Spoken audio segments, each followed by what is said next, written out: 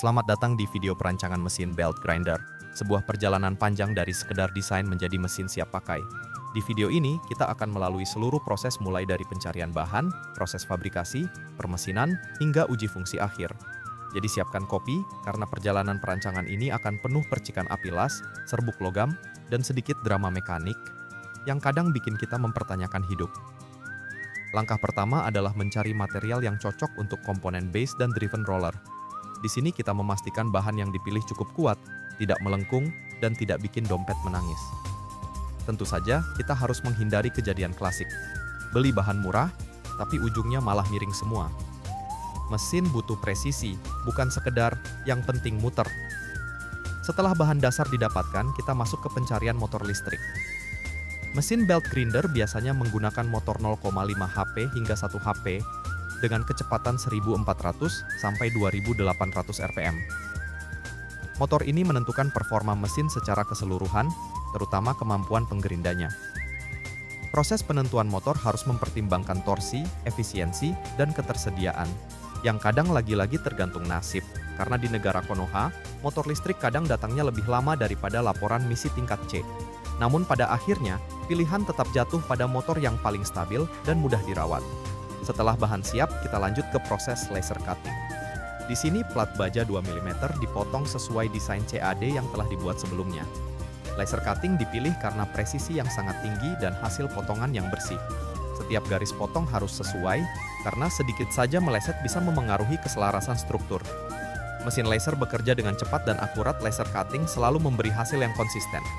Setelah dipotong, plat yang berbentuk tertentu perlu dibending. Mesin bending digunakan untuk membentuk sudut atau lengkungan sesuai desain. Bending harus dilakukan dengan sudut yang tepat, agar komponen dapat terpasang sempurna saat proses pengelasan nanti. Ketelitian operator sangat berpengaruh, karena sudut yang salah sedikit saja bisa membuat base tidak presisi. Di sini, ketelitian adalah prioritas. Langkah berikutnya adalah menyambung seluruh plat yang telah dibentuk menggunakan las MIG. Proses ini memerlukan pengalaman agar panas las merata dan tidak menyebabkan distorsi berlebih. Las MIG dipilih karena hasilnya kuat dan rapi jika dikerjakan dengan benar. Setiap sambungan harus diperiksa, karena bagian inilah yang menentukan kekokohan struktur. Setelah pengelasan selesai, tahap selanjutnya adalah merapikan permukaan las menggunakan hand grinder. Proses ini berfungsi menghaluskan tampilan, menghilangkan tonjolan, serta membuat permukaan siap untuk pengecatan. Ini juga memastikan tidak ada sudut tajam yang bisa membahayakan pengguna. Pada tahap ini kita belajar bahwa kadang pekerjaan paling lama adalah merapikan detail kecil mirip seperti memperbaiki reputasi pejabat negara Konoha, butuh waktu dan kesabaran ekstra. Komponen as berdiameter 8 mm perlu dipotong dan dibor untuk dudukan baut atau komponen pengikat lainnya. Proses pemotongan harus lurus, dan lubang harus berada tepat di pusat. Meskipun ukurannya kecil, kesalahan pada poros dapat menyebabkan komponen berputar tidak stabil. Presisi mutlak diperlukan. Sekarang kita masuk ke pembubutan roller berbahan nylon. Inilah salah satu bagian paling penting dan cukup menantang. Roller harus benar-benar presisi, seimbang, dan memiliki permukaan yang konsisten. Nylon sendiri memiliki karakteristik lembut, sehingga terlalu agresif memotong bisa menyebabkan permukaan menjadi kasar atau tidak rata. Operator bubut harus sabar mengontrol kecepatan potong, kedalaman pahat, hingga pendinginan. Setiap variasi kecil bisa mempengaruhi performa mesin. Pada proses ini kita pastikan diameter akhir sesuai toleransi, permukaan halus, dan tidak eksentrik. Roller yang tidak presisi akan membuat belt bergetar, loncat, atau aus tidak merata. Inilah bagian yang seringkali membedakan mesin rakitan biasa dengan mesin yang benar-benar berkualitas. Jadi, proses ini tidak boleh terburu-buru, kecuali kamu ingin roller yang bentuknya lebih mirip tromol sepeda daripada komponen mesin. Setelah bentuk utama selesai, roller dilepas dan dilakukan pengecekan manual. Permukaan diraba untuk memastikan tidak ada bagian yang kasar atau menonjol. Diameter juga diukur menggunakan jangka sorong atau mikrometer untuk memastikan setiap bagian berada dalam toleransi. Roller yang terlalu besar akan menyebabkan gesekan berlebih, sementara roller yang terlalu kecil dapat membuat belt terasa longgar. Inilah salah satu tahap yang terlihat sederhana, namun memiliki peran besar dalam performa akhir mesin belt grinder. Pembubutan roller nilon membutuhkan ketelitian, kesabaran, dan pemahaman karakter material tidak bisa dikerjakan dengan sikap tergesa-gesa. Dengan roller yang dibuat presisi dan permukaan yang sempurna, barulah kita bisa melanjutkan ke tahap berikutnya, pembuatan bushing aluminium dan perakitan sistem roller secara keseluruhan. Bushing berbahan aluminium 6061 dibubut untuk membuat dudukan yang kokoh dan presisi pada roller. Bushing ini membantu mengurangi keausan pada poros dan menjaga putaran tetap stabil.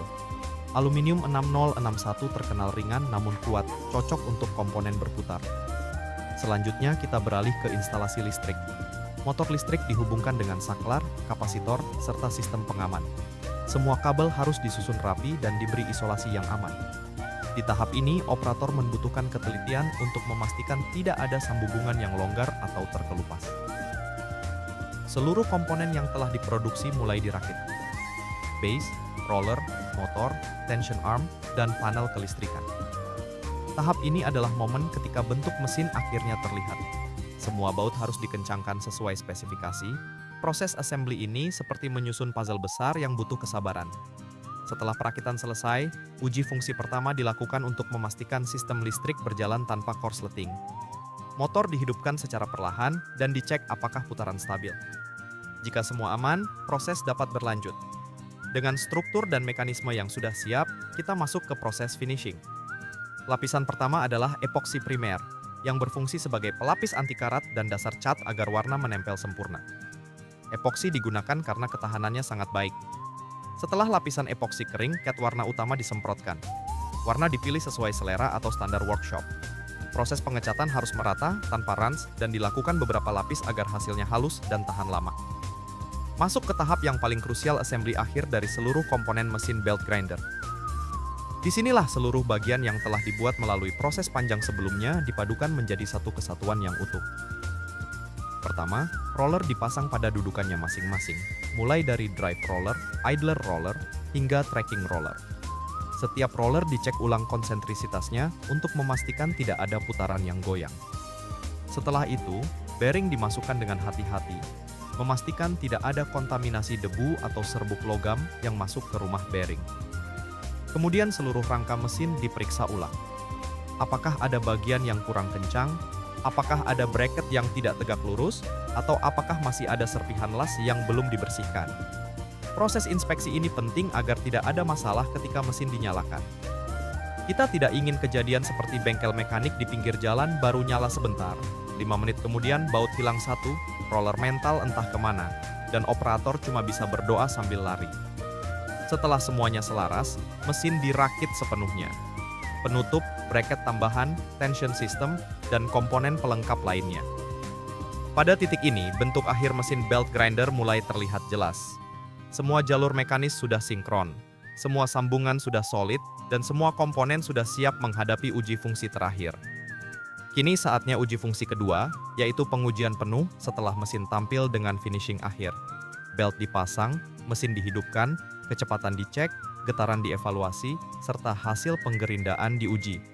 Jika mesin bekerja stabil, tidak ada suara abnormal, dan belt bergerak lurus, maka mesin dinyatakan siap digunakan. Inilah momen yang membuktikan seluruh usaha dari proses perancangan sampai finishing tidak sia-sia. Terima kasih telah mengikuti perjalanan lengkap pembuatan mesin belt grinder ini. Dari bahan baku hingga mesin jadi, setiap langkah menunjukkan bahwa kualitas tidak datang dari proses cepat, tetapi dari proses yang benar.